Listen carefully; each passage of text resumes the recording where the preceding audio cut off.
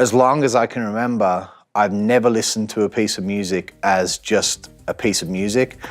I've always broken it down in my head, like, you know, what are the drums doing? What's the bass doing? What's going on in the background? How is that? Why is that chord sound like that? Like, I've always thought of music as separate parts and never really as like just one whole thing, you know? Yeah.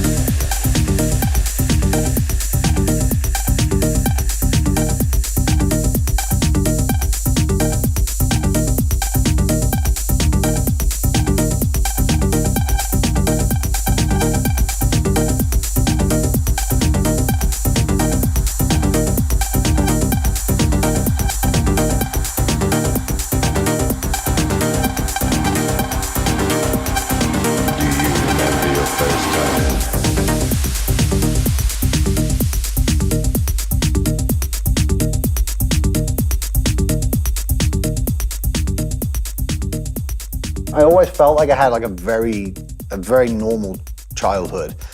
As I got older, I realized like I was kind of like a little bit different to people. Building stuff and making stuff and like, I don't know, like just figuring things out. Like that's just like kind of the sort of thing that I would do. You know, I sort of withdrew a lot more from, you know, from people who were doing the same thing that everybody else was doing, and I became a lot more involved in things like music. My dad's a musician, my grandfather is a musician, neither of them professionally. My dad has a band. My granddad used to be a professional pianist, and then he stopped, and when he was working, him and my dad used to go out and play as like a duo. So I always had a very musical upbringing. I was really drawn to my granddad's side of things because he used to make sure he got like the latest keyboards. And I mean, when you think about them now, when I think about the actual stuff that he had, like, I mean, it was just, you know, it just sounds so basic now, but at the time, it was so revolutionary. And that really, you know, that spurred my start into music technology, I think.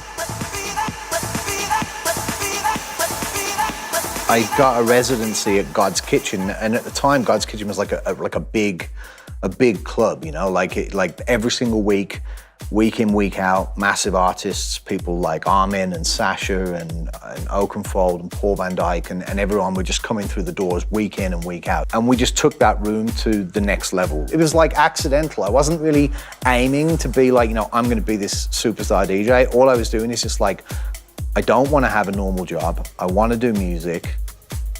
I really enjoy making records, even if it's for somebody else. And I really, really enjoy playing them to people. And that's just what I want to do. And I think that was when I started to realize this is working. Like I'm actually doing this, and this is like what I do for a living now. When I used to DJ drum and bass, I was called Shadowfax, hip hop.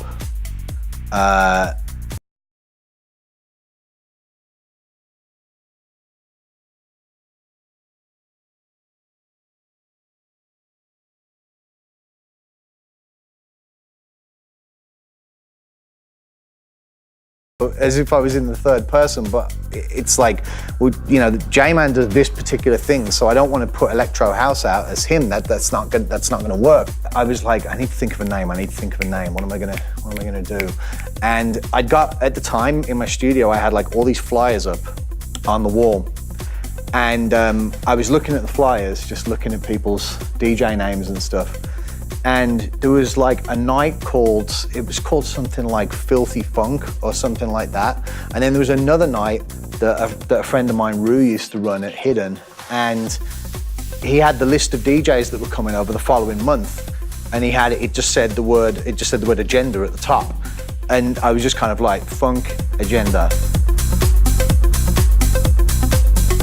I'm more interested in music and I'm more interested in sound than I am in releases. I can never tell what the record is going to be. Like it's not like I sit down and think to myself, you know, I'm going to make a tech house record and then I just go and make one.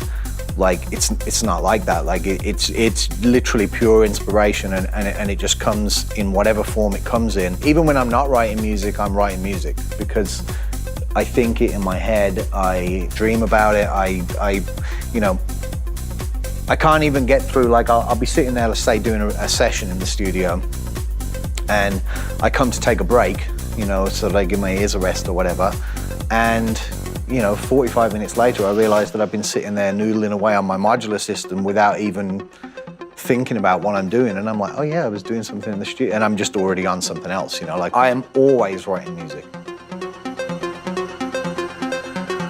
Actually, me and Sander went to do a festival once in Portugal. We met at the airport in Birmingham. We'd both done Global Gathering the night before, so we'd both done this huge festival in Birmingham. It was absolutely packed. We had a really, really amazing night. We went on to do this festival in Portugal. The guys picked us up from the airport. They were like telling us that they'd sold like 25,000 tickets, and they said, do you want to go up and see the stage? And we were like, yeah, excellent. So like we've gone up onto the stage, and I think there was maybe 40 people. And we were like, you said you sold 25,000 tickets? And they're like, yeah, we did. Why is like 40 people here? We don't know. Okay. Like, it was just the weirdest thing. It was just like, so you've sold all these tickets, but everyone decided that instead of coming to the event that they paid to come to, they'd just stay at home instead. If I could go back and speak to myself when I started producing, like when I very, very first started producing, and I was very, very first making dance music, I would have told myself to start sending demos out, because I didn't. I was so bothered about making good music that I never gave myself the chance to send anything out because I didn't believe I was good enough. For maybe 6 years, I made music. Like after the first time I ever went to Gatecrasher, I started making trance, and I was making these trance records, and in hindsight, they were really good trance records, like really, really good. They weren't the highest production value, but they were good. I mean, they were good records, no doubt about it. And I never sent a demo to anybody, not one person. And I know now that if I had have done, I would have had a career probably 10 years earlier than I did. Do you remember your first time? You know, the way that I learn and the way that I do this is, it's partially trial and error, but it's also about watching how other people do it, listening to other people's records, seeing other people's workflow. The best and most informative times that I've ever had in the studio have been when I've been sitting with other people, and you know, they've done something that I wouldn't normally do, and I'm like, well, you know what? Hey, that's kind of cool. You know, that's something that I think that I would like to do, and so I take that lesson away with me, and you know, being able to access that knowledge like you can with FaderPro is invaluable to the evolution of artists.